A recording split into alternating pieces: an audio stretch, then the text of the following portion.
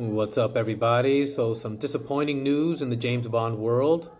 It was reported not too long ago that Alfonso Cuaron was up to direct the new one, but now he has since dropped out, saying, quotes, "I'd rather watch it instead of do it."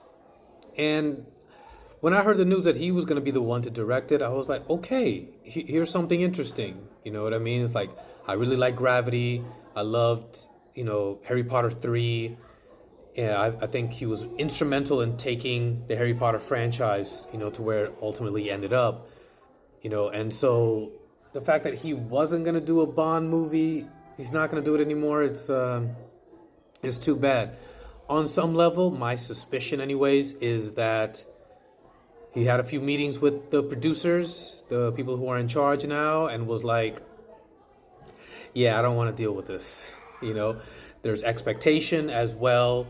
And so when you kind of put those two things together, I mean, even though there was definitely, I'm sure, a lot of, pressure put on him when he did the Harry Potter and the Prisoner of Azkaban.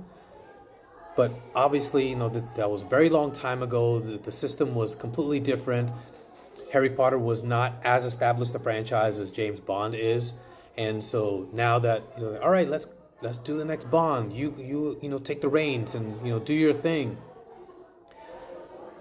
But I'm sure that the difference in weight and expectation and pressure is just night and day different. And I don't blame him for, walking away. Another thing that came to mind as I read that article was that I think in the end, it's not going to be any director that has a filmography that we recognize. I think they're gonna go my fear anyways. And I'm pretty sure it's gonna happen. They're going to take somebody, they're going to do like they're doing right now in the Marvel world.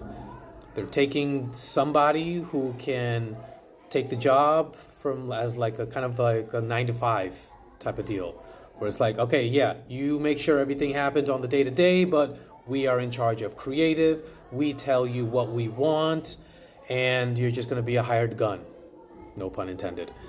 And so that's unfortunate. You know what I mean? Because, yeah, as soon as the Barbara Broccoli and Michael G. Wilson kind of let Amazon have it, everyone was like, okay, Christopher Nolan's really going to do it because, he has final cut on all of his movies, and that was a sticking point in past negotiations, as if they actually happened. But, as I said, Christopher Nolan is on everyone's list of every movie project. Every single script that has gone into the approval phase would want, every studio exec that has approved the script has probably said, yeah, this will be great for Christopher Nolan. You know what I mean? Because he's just the guy right now. But that's not really saying much. You know what I mean? Because the reality is they're not going to get Christopher Nolan. And even though he's expressed interest in doing it, I think in the end, patience is going to wear thin with the people at Amazon in charge of Bond right now, and they're just going to be like, okay, you know what? Let's just do something, and then we'll figure it out later. Instead of really taking care of having the right script, the right actor, and the right director all put together to make the best possible Bond movie that they can to really make a splash.